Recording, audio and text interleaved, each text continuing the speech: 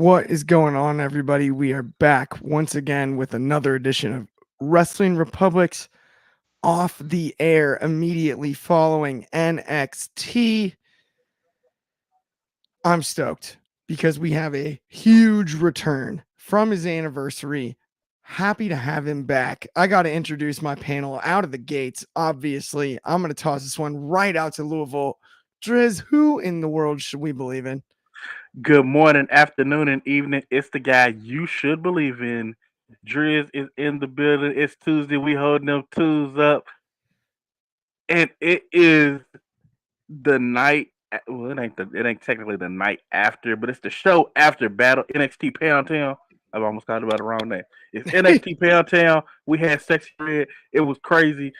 It was booty shaking all over the place. It was popping ass. I seen all of it. Yep. It was a heck of a show, man. It was awesome. We had a blast with Megan. Speaking of twos, second show of the day. Get the twos up out in the DMV. The Tuesday Night Delight himself, Shoddy, joining us as well. Boo, boo, boo, boo, boo, boo, boo. It's Mr. Tuesday himself. What y'all talking about, man? Monday Night Raw, NXT. Hunter, cut the check. Give me the call. Sign me. I'll do something. I could be a special guest referee or something. You know what I'm saying? I could get a nice pastel suit and be Byron Saxton's replacement. I'm bald. I just gotta lose some weight and I could be Ricochet. Let's get into the show. Shadashay. Shadashay. I love it. We got the twos up from Bobby Petito. Coach 23 with what's up and twos up. And then Big Fern with your Shoddy, what's up? And then it seems you guys are in a good place. We are in a good place, and great reference, Coach 23 to the Cody line. Speaking of which, The Good Place is a very goated comedy. Classic one-liner tonight.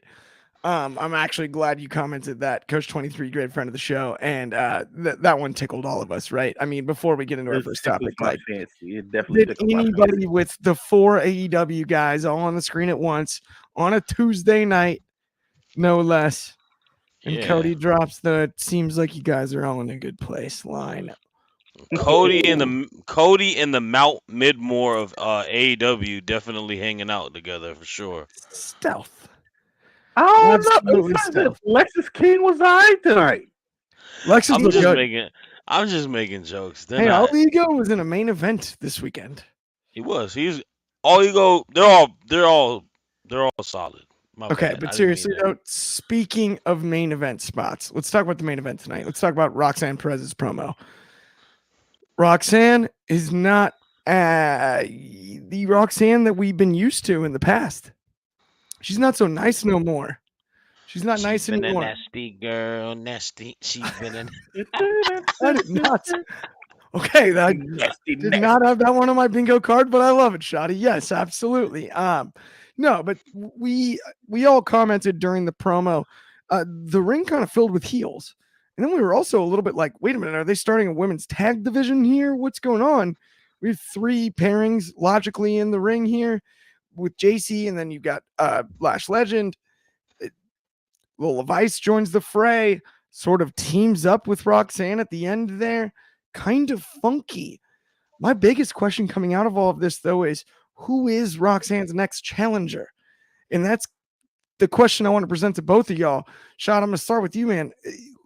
Which of these women in the ring that we saw tonight, or is it someone that we did not see tonight? I want to say it should probably be someone homegrown on the NXT side, but to your point, it's super odd. Like I'm one person that is never opposed of heels going against heels. The best wrestlers should be competing against each other. But for storyline purposes, and especially it being a development brand, it's beneficial for a heel character to feud against a babyface. And for them to not put one single babyface on that very deep roster of women superstars in the fold of this segment was a little confusing to me. Roxanne Perez is developing week upon week. I am loving the character run that she's going in right now. I think she's honed into it, and she's definitely playing off of a lot of the style and reminiscence of what AJ Lee did, and she's killing it. But if we want to continue to make her a master heel, then she's got to go against some baby faces and run through them. You know, Jordan Grace was a very big time win for her. The next one being one of these four women, nothing against any of them. It just doesn't seem like we're elevating her on the next feud. And that is something that, I'm whatever about. The one person you could probably turn babyface though is Lash, because I think her and Trick Williams' relationship does. Trick is the biggest babyface on the roster at the moment. by That's far. one thing, and also the fact that they kind of like Metaphor got the short end of the stick because they got beat down by a heel within itself, and she's showing the empathy. So you could turn her babyface, and that would make sense. But at the moment, she is still cutting heel like promos. Salute to her. She said what we was all thinking. That girl Jasmine Nix is definitely one of the Kardashians. That's Kylie Jenner. You ain't fooling me, girl. I know you. All right, I know that's you. Yeah, we see you courtside at every Lakers game. You didn't date every single Laker. We know what's up. Anyways, You're on the magazines at the dentist every time. who am I picking out of the women that were out in the ring tonight or just in the entire locker room? What I want to see Roxanne keep elevating, and I would preferably get someone who's maybe not on the roster, maybe on SmackDown, maybe on Raw, pull one of them. But I'm gonna pick someone out of that bunch. I'm gonna pick the new and improved, undashing JC Jane. I think that JC Jane is a incredible talker. Like, she can talk very well. She's gonna knock this character out the park. Like, we're so used to initially with Trish. Obviously, Cody gave her that tonight, and then even Carmella, I think she's got the ability to make this something good. And I think it's time for her to give her a meaningful feud. So I'm picking JC Jane. I think her and Roxanne could have a nice filler feud as we progress and get to what will happen at Heatwave. So I'm going to go with JC Jane as my pick. I like JC Jane as your pick. That's a good one. The mask segment too was classic, and wearing the mask. I'm with you.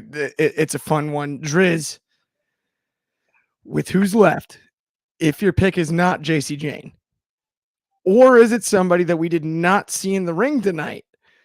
Who do you have for Roxanne Perez's next opponent following this promo? Very on brand. I am going with Lash Legend, the Bougie Bully. She has been a monster since the Iron Survivor last year. It's just she's been built so well. And I'll agree with Shad. She is slowly becoming a face. The empathy that she's shown after the whole trick. In fact, the entire metaphor as a whole seems to be going face. Like Aura Mensa going crazy on Ethan Page, Noam Dar, who hasn't been seen for a couple of weeks now. Jakar Jackson, even though she still has her heelish persona, it's about time that we start giving Roxanne the wrestlers who are ready now. So the Soul Ruka, the Fallon Henleys, Thea Hales, and who I'm picking to be her next challenger, Lash Legend. Lash is ready. She is definitely main event ready. And I think it's just time that we start paying off her being this big monstrous force, but always coming up this short when it matters. It's like we got to let her win a big one eventually, and I believe that's the big one to win. Absolutely. I love the pick. I think Lash makes a lot of sense. Um, the other issue here is with Roxanne being a heel, right? We didn't have any baby faces on the other end. I don't mind heel versus heel. I could see JC Jane somehow trying to turn babyface using the mask. I could also see Lash Legend given how over Metaphor is and how likable they are, kind of pulling that switch, or even utilizing potentially Trick Williams to make that move to being a babyface. One who I'm not sure is ready to be a babyface, but who my pick is going to be Lola Vice. I'm going to stay in the ring myself, but I'm going to go with Lola Vice. She's earned it. I don't know how we turn her babyface here, other than maybe Roxanne utilizes her in a partnership against these other 4 women that we saw in the ring tonight in a tag team scenario, and Roxanne uses her to gain victories and then disposes of her. And that's how we make Lola Vice a face.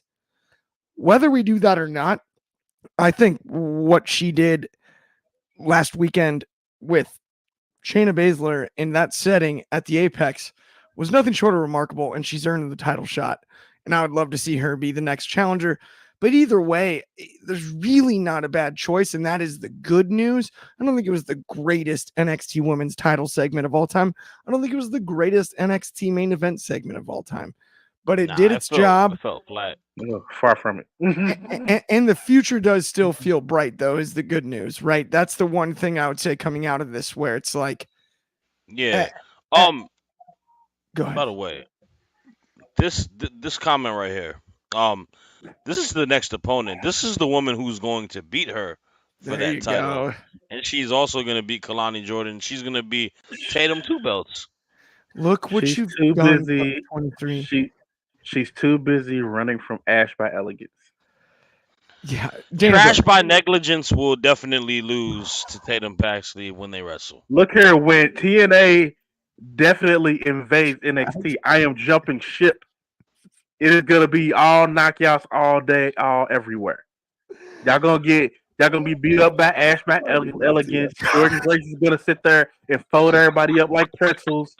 We are going to destroy all of NXT, and then off the air is gonna be a byproduct of TNA.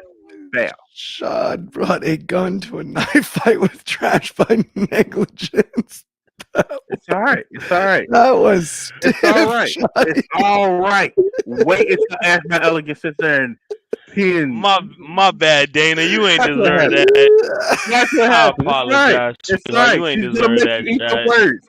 She's gonna make you eat them words. She ain't deserved that shot. My bad. So funny though.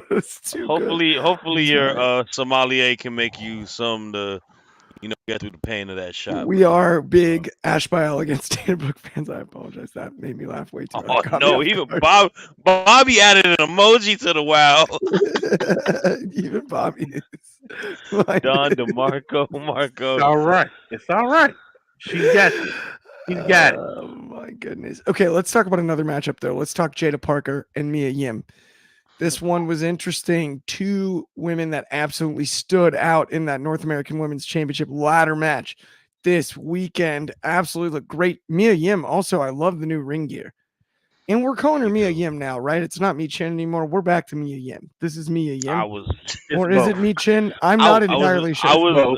It's both. Yeah. For my brain, I am only gonna call her Mia Yim. I will say, brain sakes. Assisted by the OC, assisted by Anderson Gallows, but she gets the victory via roll up. And then, of course, Driz, spank of the week. Spank of the week at the end on that 3 count for sure. Oh, yes. No question. Mia gets the victory. But what did you think about the match? And honestly, do you like the idea of maybe they talked about her chasing after that North American Women's title? Do you like that idea of her being potentially the first challenger for Kalani in that division? Oh, I love it. I think it's a great match to have when you're trying to build a champion up. You have a good veteran who's been around a while, puts on great work every time she's in a ring. I'm yet to see Mia Yim have a bad match. It's the perfect start to a good title reign. Now, I don't know if it'll be short or not, but it is a great way to start whenever you start strong with people like Mia Yim. And this also goes back to what I was saying about Roxanne. These is where you get your good competitors so they can build a quality run. And I really think that Mia Yim is going to be a tough challenger and may also teach Kalani why she's in the ring. So Keep your eyes open. Class is in session. I agree, and I love that, Colin. I actually think that's something that we mentioned on the show on Sunday a bit, talking about the post match at Battleground. She was really the ring general in that one, right? You had 5 women that were basically breakout tournament contestants not that long ago, and then you had Mia Yim, you had Mi Chin, and her veteran knowledge and ability to help these other women along. It doesn't go without saying, or it shouldn't go without saying, how valuable she's been in this NXT run. And I love actually keeping her on this roster for now in this spot. Shad, do you like that as far as we're concerned? I Having a shot absolutely, against Kalani? I mean, I absolutely love it just because, yeah, this is like a little similar to Natalia, except I think Mishin has never had an opportunity to really flourish on the main roster in general, and we are super familiar of all the great work she's done in NXT prior.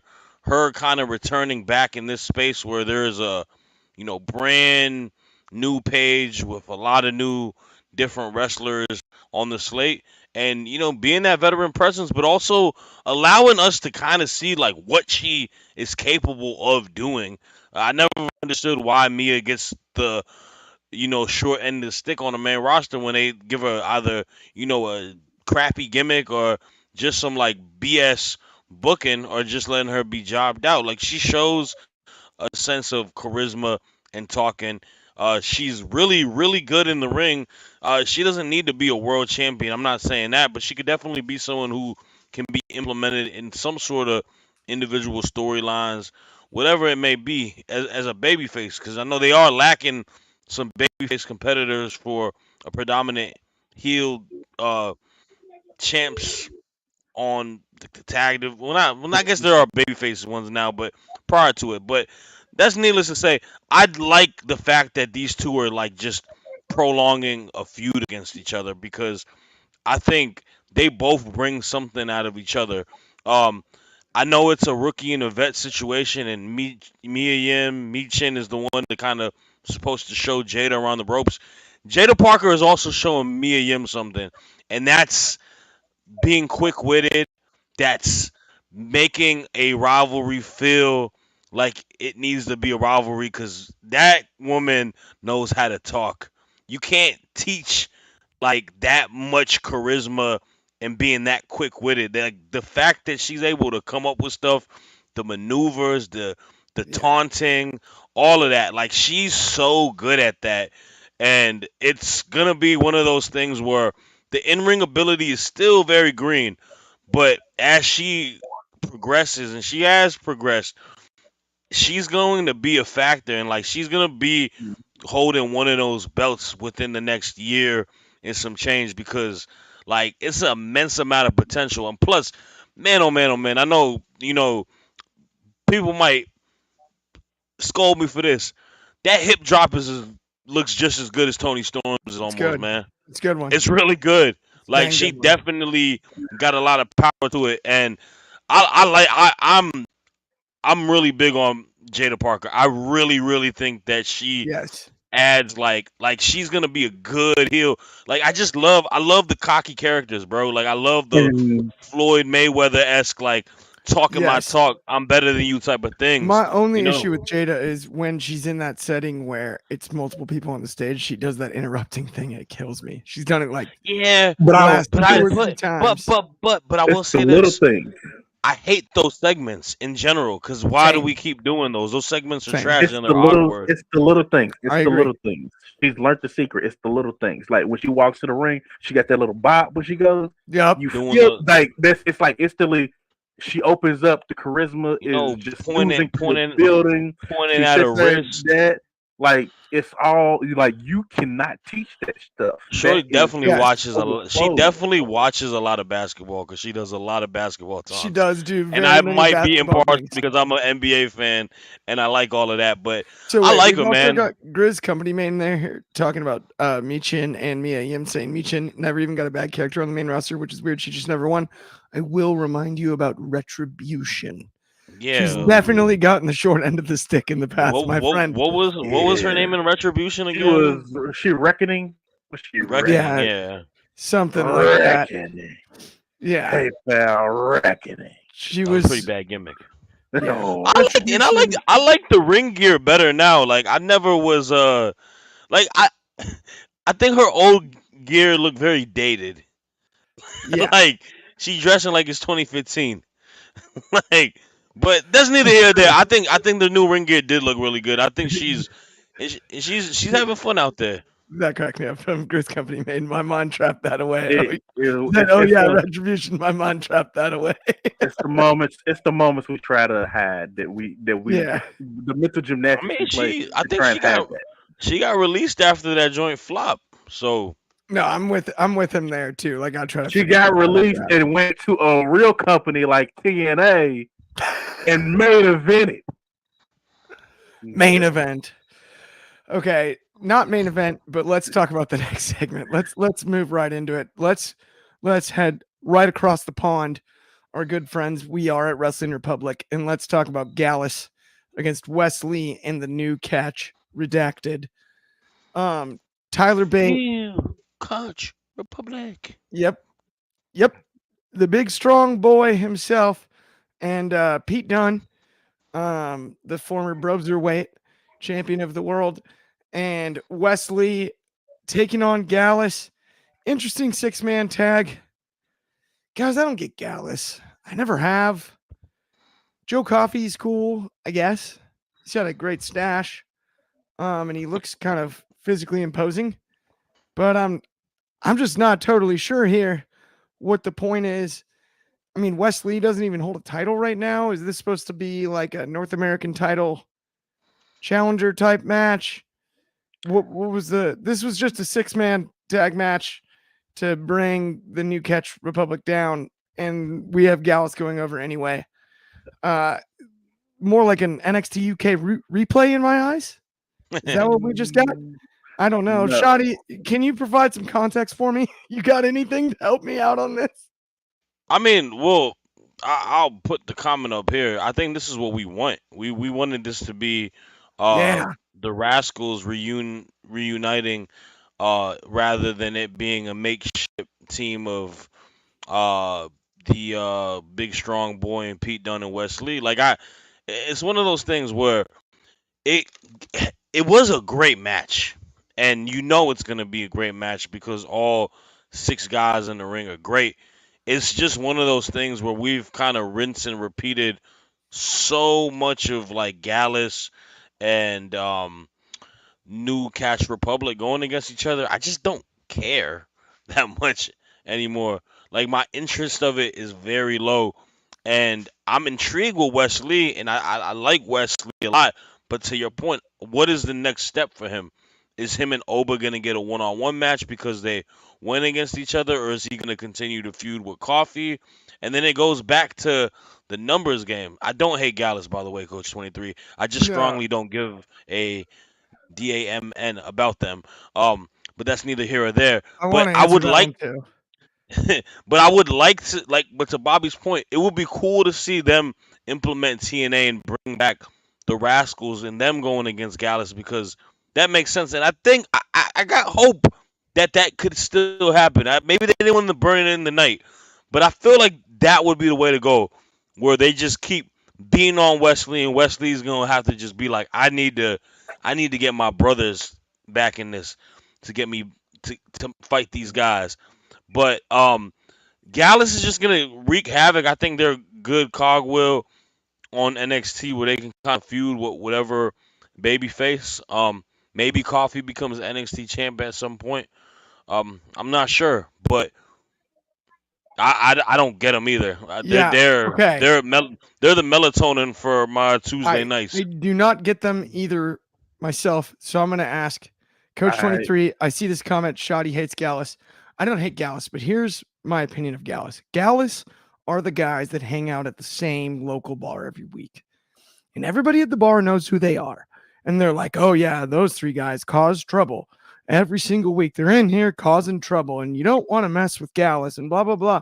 But they spend a bunch of money. So we let them sit in the corner booth and order their drinks and be rowdy and do all that.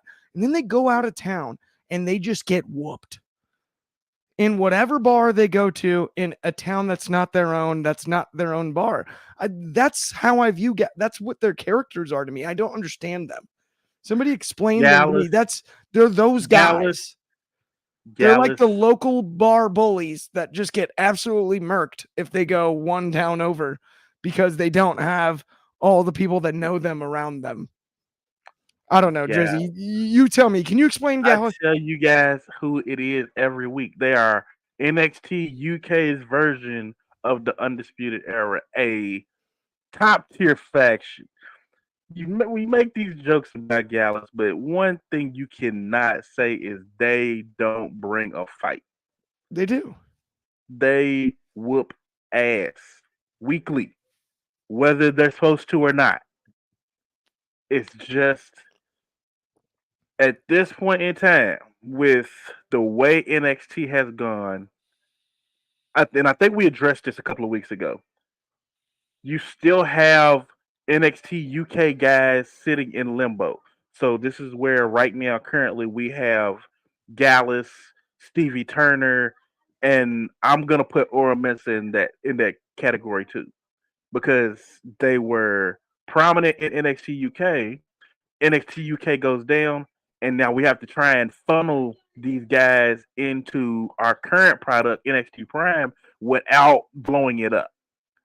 So right now they're struggling to get this last crop in, and that's kind of where you're seeing now with Gallus just being basically being the center, the focal point of the NXT Tag Division, and where you also get Stevie Turner, who has been in limbo over in NXT UK for I don't know how long now, and they're finally getting her funneled in. So you guys gotta give them grace. You got to give them grace. It's a crazy thing when you're trying to acclimate two companies together and make sure that everybody still gets time. They've done great with it as they have, seeing how they were able to get Gunther in here. They were able to get Imperium in. They were able to get Dunn, Bate, Ilya Dragunov. Like they were able to get a lot of people through the system and get them funneled out. But now it's just this last group. I think that's my issue with Gallus is just though I don't see the depth. I hear what you're saying. I hear what you're saying. I hear where you're coming from, Driz. I think a lot of those people that you named, a Gunther, Ilya Dragunov, even like an Axiom, like people like that have it's stuck and is doing well. And I guess they're not doing bad work. It's honestly a preference thing to me because I think there are more people that appreciate their work, and I get their character is just not very intriguing to me. But I also think the same about Karrion Kross and company. So yeah, like I don't know. It just to me they seem like the guys that are just like they just seem like bullies. But I do like Steve. I do like Steve Turner. Is like the character, which I get is there's a time and place for that. Exactly. But that's exactly what the Undisputed Era was. They were the seniors walking around with the boombox playing it. Like they definitely look like the guys in the school parking lot bumping their theme music as they ride through, like nerd, like the whole time. Like they're definitely that. Yeah. Yeah, but Adam Cole had charisma to him though. Plus, like, well, that's where the depth of character thing comes because to me, this is my issue. I think I have with Gallus is like if you look at the group as a 3, there's no like enforcer. There's no right. Like they kind of all are just powerhouses, right? Like they all are just the same bully. And I wish that they played a little different roles. I wish there was a little bit of just depth of character. And I think that's something that needs to just be presented on NXT television more. And I don't to your point earlier, Drizzy, though, about giving them more time. I think that's as far as the backstage stuff, that's if we can start to get to know Mark Coffey, right? Not just the, like the I don't know.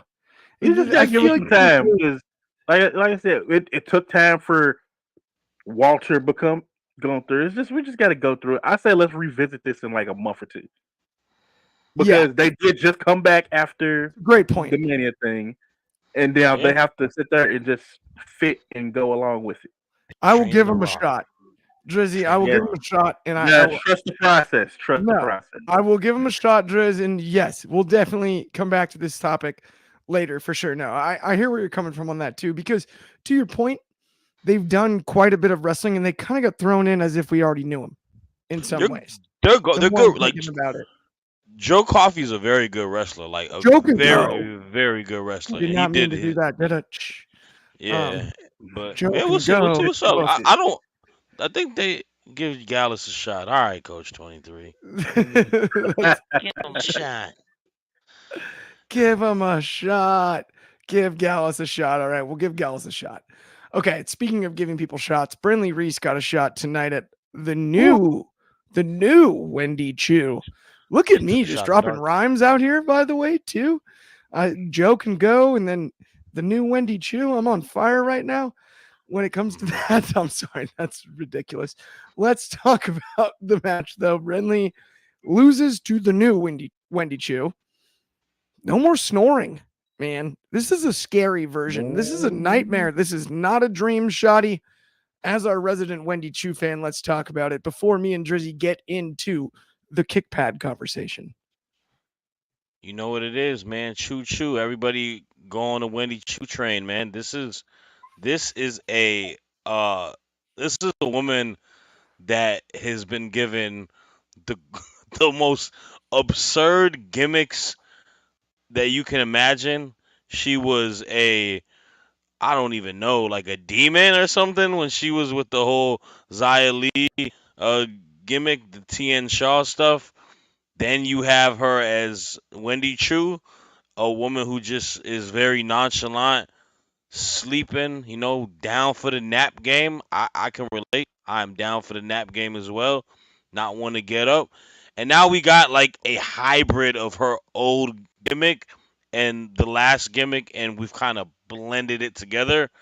I thought the presentation of it looked pretty awesome. I thought it was different. And coming out with the different music, but what made me enjoy it is the fact that how it translated it in the ring. I think she worked a much stiffer move sets. She was really laying her shit in against Brinley Reese. I think she Things was in. on attack mode. I think and then just she looking. I think this is a person talented enough because I mean I don't y'all remember Karen Q from ROH.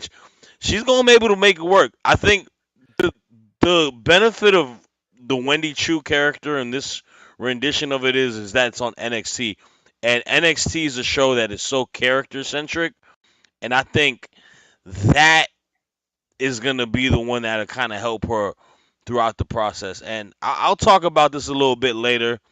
But yeah, I'm loving it, and I'm a big Wendy Chu fan, and I'll give you my hot take later on in the show when we get to the end. Ba-da-ba-ba-ba. Shots loving it. Um, anyway, we've also got some really good comments here. We've got Chris Company Man with this new Wendy Chu moves. It's cracked me up. And then Coach 23 with Wendy Chu scared me earlier. Freaky. Absolutely. He also said napping is better than long sleeps. Just saying, I'm gonna have to agree with that one. That is actually a great point. Good naps. Can't beat it. Bobby Petito with it's nice to see Brinley Reese getting showcased on NXT. She has all the potential. I totally agree.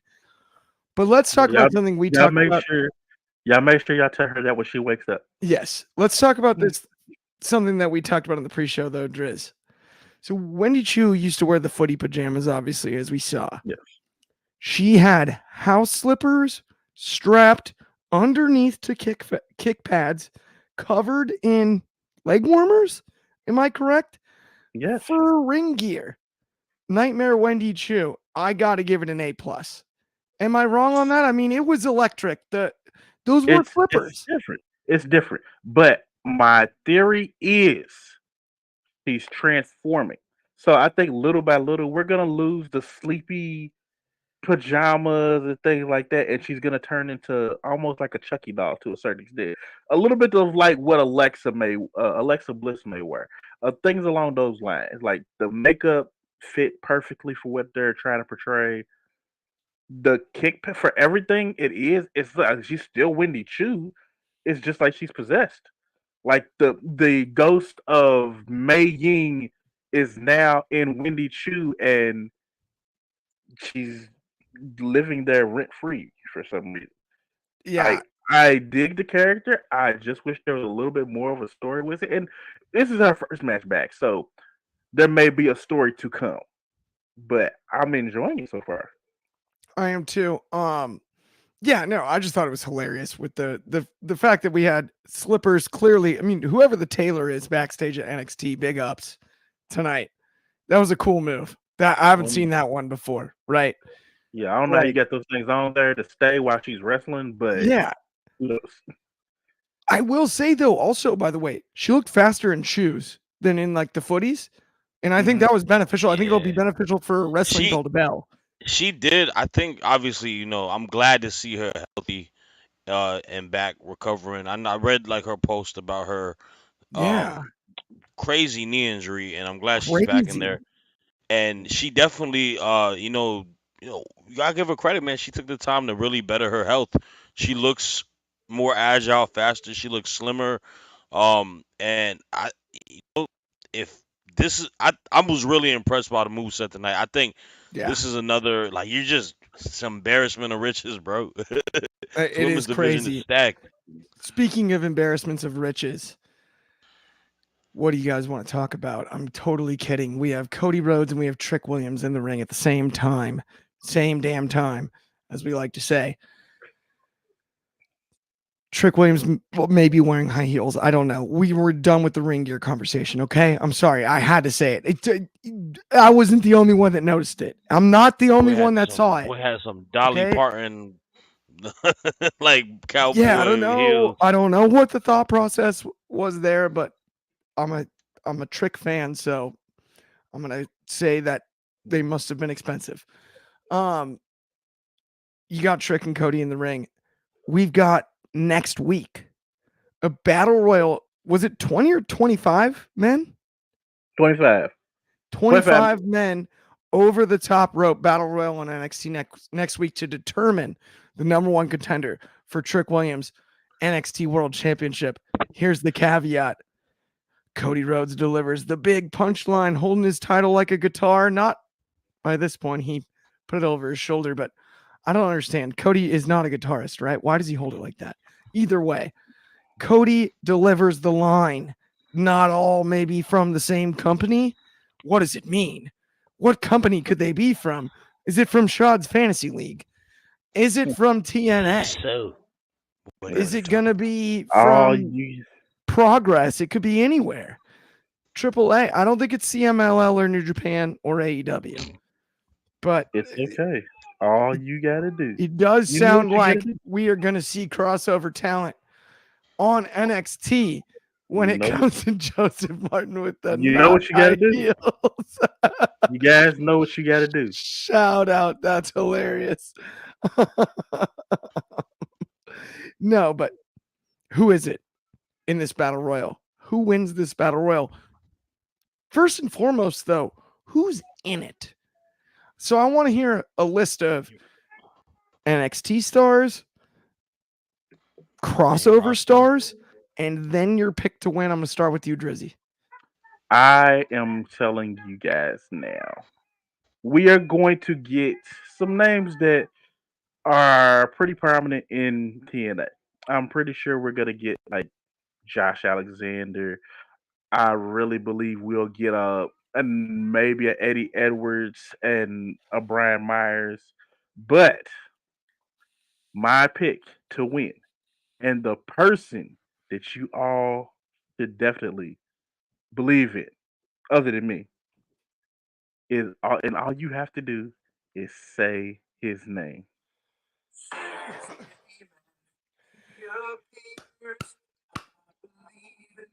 Oh, no. We can't play it. We can't play it. Trademark issues. I'm kidding. Trademark.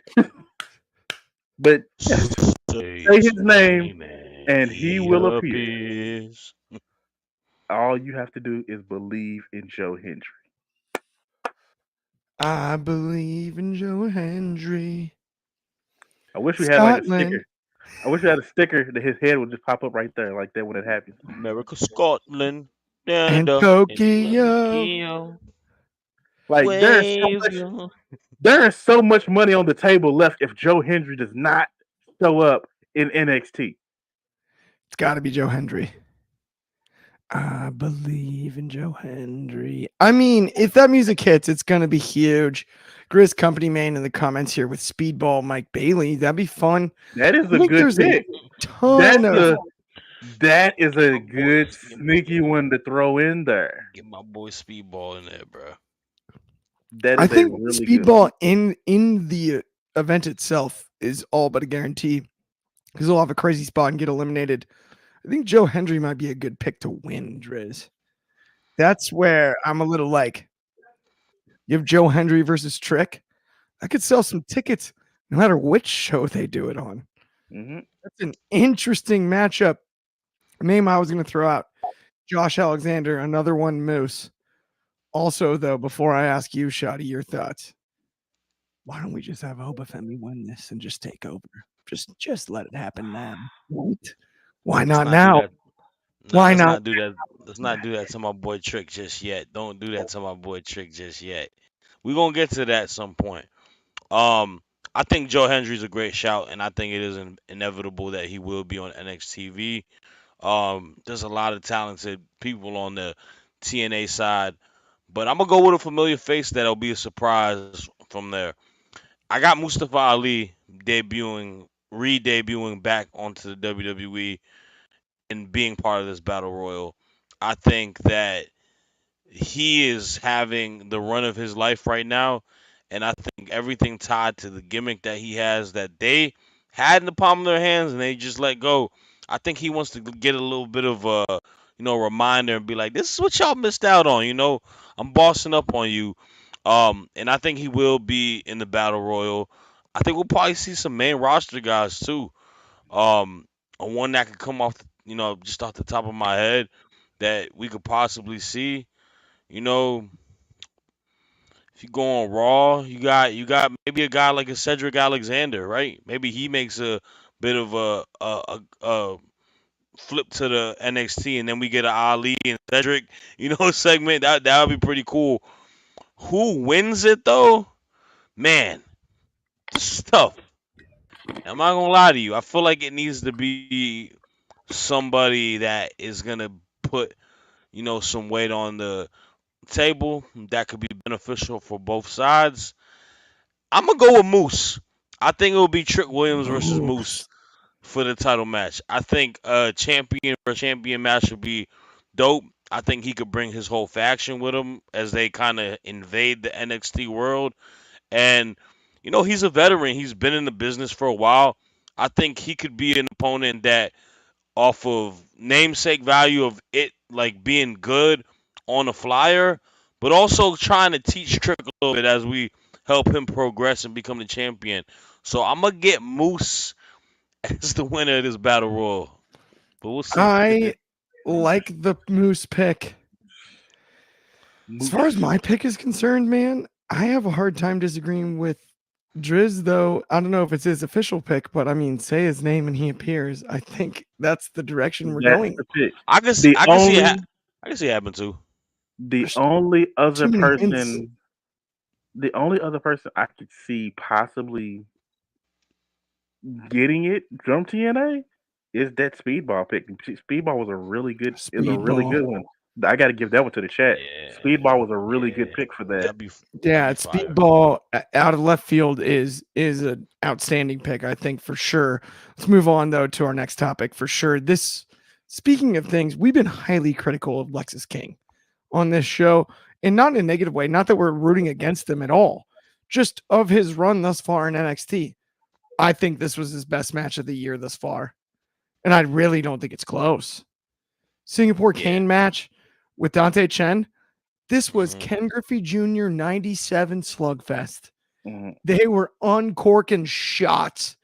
When the Welts show up before the bell rings at the end of the match, they were laying them in with those canes. Split a few of them. Man, and the creativity not only was Lexus King a standout in this match, Dante Chen was a standout. Dante Chen, the creativity with the moves with the cane, and then the irony of the scepter, the cane, the other cane being the one that gets the finish for Lexus King. I actually liked it. I thought it was well written. And I thought it kind of, I don't want to say stole the show, but in some ways, for where it was placed on this card, it woke us back up 100%. I thought it was very well done. I thought it was Lexus King's best showing. And I thought it was Dante Chen's best showing yet. Drizzy, do you have any other caveats on this one? And where do we go with Lexus King in all seriousness? As unpredictable as this character has been, it's just it goes along. They almost go hand in hand. I have no idea where we're going with him. This was definitely his best match.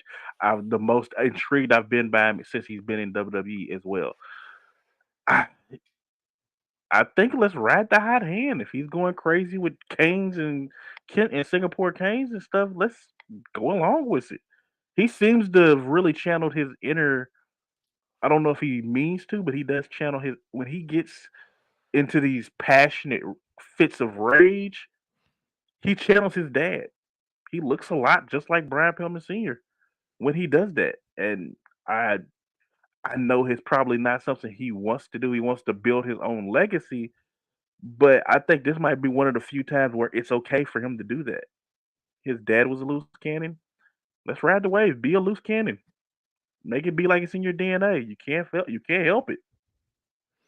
I like But it. please do something interesting. Yeah. Keep it interesting. 100%. 100%. Yeah, it's one of those where it's like he was Brian Pillman Jr. in AEW, right? Yeah.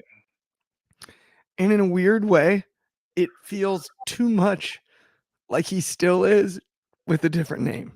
Mm-hmm. Like we need to separate it or we need to we need to lean into it. Yes. He either needs to be the loose cannon all the way, right? Like all the way, Mm-hmm. or he needs to be entirely his own character. Mm-hmm. But we can't keep tiptoeing between the two. I think that's where we've run into trouble with them in general. Shad, would you agree with that? And then tonight, obviously, Dante Chen sincerely showed out. Yeah. I mean, I'll echo everything that y'all said about Lexus King. I think leaning into it and paying homage to his late great father would be the best thing to do. I mean, you have the name. You've had the name. It's something that's tied to you. You're his seed, so I would, make that more of it. It doesn't need to be the exact same character, but I would pay. I would definitely lean more into it because I think that's more natural to him, and it'd be better because I don't know what this, the whole tiger stripes and being a little like high school bully type of thing. Nah, it ain't cool.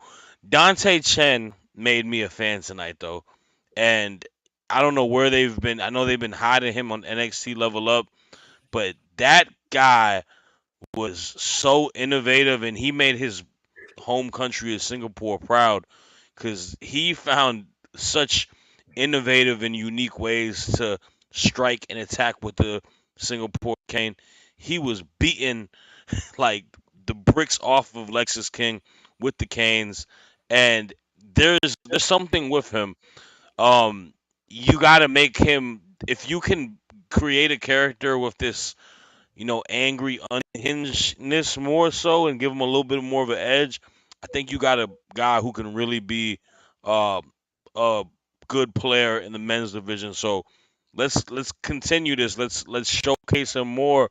The kid's talented. He's definitely a great professional wrestler, and I'm very proud of him, man. If that means anything to you, Dante Chen, Shad is proud of you. You made me a fan tonight, man. No, he did show out. Seriously, deserves monster shout out. Like, I mean, like I said, when you can see the welts start to form before the end of the match, before the bell rings for the end of the match, you know that they were laying in those cane shots. That was no joke. They were Man, having a blast, man. It was awesome. Round of applause. That was definitely match Yeah, of the night. seriously, To one my of the better opinion. matches, if not the best match of the night for sure. Interesting last match before we get into our moments of the night. Sean Spears and Javon Evans. Javon Evans, I've highlighted on Sunday Night Spotlight. I've been a fan of for a long time. I think he looks awesome. Sean Spears, I've been very critical of the fact that they brought him back as a focal point in NXT, as a big deal. They've featured him as a big deal, and he's continued to take losses. He does not do so tonight. Gets the win over Javon Evans. I kind of want to ask why, but at the same time, I get it. I thought the match was well wrestled, other than that one spot. And Shawty, you were the one that pointed it out to me, so I'm going to toss this to you real quick. Over on that table, man, he face first. Yeah, he ate a lot of dirt on that table. And this was a match where I could have. You can argue either case who should win, who should lose. Um, Javon Evans' trajectory, he's starting to pick up a lot of steam this early in his career, but he is here early in his career. He can afford losses, especially it being a way where he kind of beat himself because he took that big of a hit, and then Spears takes advantage of a wounded bird. In regards to Sean Spears, yeah, it's a tricky situation because I do think he's brought in as a big deal, but I also think he's brought in as a veteran to kind of help put over a lot of young talent. And I wouldn't mind if these guys end up becoming a feud more so, this just being the first rodeo. So overall, solid match. I'm mad at it. Yeah, I agree for sure. Javon taking the loss is a little disappointing to me, but it's not the end of the world. And I also thought the spot, he should be fine, especially given his youth or whatever. And I mean, we're putting this kid at such a young age in that spot. Driz, your thoughts on the match really quick in the future with Spears and Evans as far as the NXT brand? The end of that match, I saw something. It is the potential. It's almost like looking at the future. You are going to see Javon Evans in main events, and it's not, and it's going to be really soon. But what you saw that last 3 minutes of the match is definitely it. Take off the where he actually hits the table. That's the only thing that'll surely change. But from there, you are going to see him in main events. He's going to have these high spots. He's going to be doing amazing things that make people go, wow. He's going to have moments of the night. He's going to have highlight reels of the night. He's going to have all types of amazing things in the future. It's just a matter of time that's going to happen. This time did not work out in his favor, but that doesn't mean that the young OG is done just yet. It just means tonight wasn't the night. I'm with you on that 100%. I am going to stick with you, though, because we're getting up against the end of the show. Let's go into our moments of the night, Driz. Shad, Driz, moment of the night, NXT, Tuesday, June 11th. What was your moment of the night, Drizzy? My moment of the night was the interaction Cody had with the I want to call it the locker room of NXT. We got Cody just kind of mingling with the young grass, but there were two moments that just it is a retrospective of his career. He had a moment with JC Jane and Jasmine Nix, which you could say that Jasmine right well, not Jasmine Nix, that what's her name? JC James is channeling her inner Cody, and Cody then proceeds to hand her the undashing Cody Rhodes mask as a nod to his his moments as the undashing Cody Rhodes. As you have her with Jasmine Nix, who is also very I look great. Yep. You look at them in the mirror, it's dashing Cody Rhodes and undashing Cody Rhodes teaming together. And then there was also a moment with Ethan Page, uh, Sean Spears, and our good buddy. Lexus. It's funny. It's funny. Lexus King. And Cody's like, you guys are in a good place. And takes off. Yep. No, I mean, there were some I thought some of the backstage stuff was some of the best work tonight, Driz, and that's a great pick, 100%. And I love the JC Jane moment with Cody. I got to give credit where credit is due. As much as I'm critical of Cody, he hid that tie clip behind the vest well enough tonight that I can give credit for that segment. Good place line. I love it. Shoddy, what was your moment of the night tonight? My moment of the night was allow me to reintroduce myself. I'm Wendy Chu. I am so happy to see Wendy Chu back. That is my moment of the night. I think having a person as versatile as a character into the women's division is going to be very beneficial to AEW. I think Wendy Chu is a very, very amazing talent to have on your roster. I think she's going to be able to do a lot of great things, revisit a lot of feuds. Her and Roxanne possibly could be a potential feud down the road. But I'm going to give y'all this. We want to create tag teams. I think a dark, eerie, amazing tag team that could potentially be created. Wendy Chu and Miss Tatum Paxley. I think you add those two together with their dark, sinister sort of personalities. It could be very fun, very strong characters on a comedic basis at times, but also off of just the eeriness of it. I think it could create magic in NXT. Give me that, Sean. That's all I got. I like it. Great pick. Okay, so for my moment of the night, been thinking about it, and I can't do this without being a little bit upset because obviously everybody knows how critical I am of Cody Rhodes. But the shot at AEW with the whole AEW crew backstage, you all seem to be in a good place. It was classic.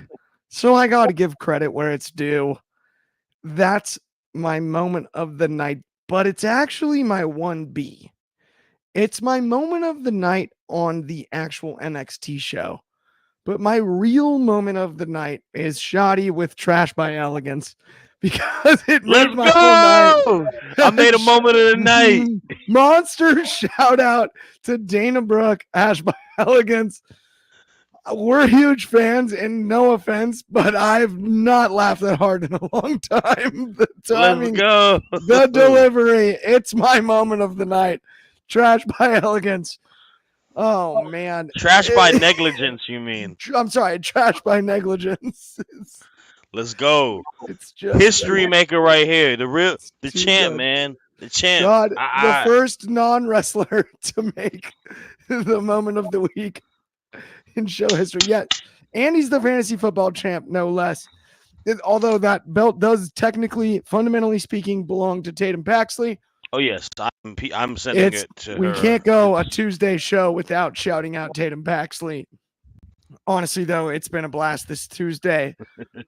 We were stoked to have Driz back. Of course. Happy anniversary. And more importantly, he's heading out for a cruise, as he should. Nobody deserves a vacation more than Big Driz. There's no doubt about that. Shoddy, thank you so much, man, hosting the Daily today and everything.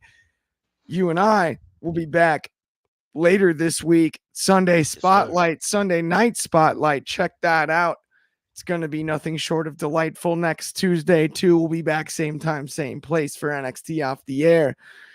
Check out that daily broadcast, too. Tomorrow, the next day, all of that stuff. That's going to be noon Pacific. That's 3 in the East. It's 8 o'clock in the UK. That's 9 in Hawaii.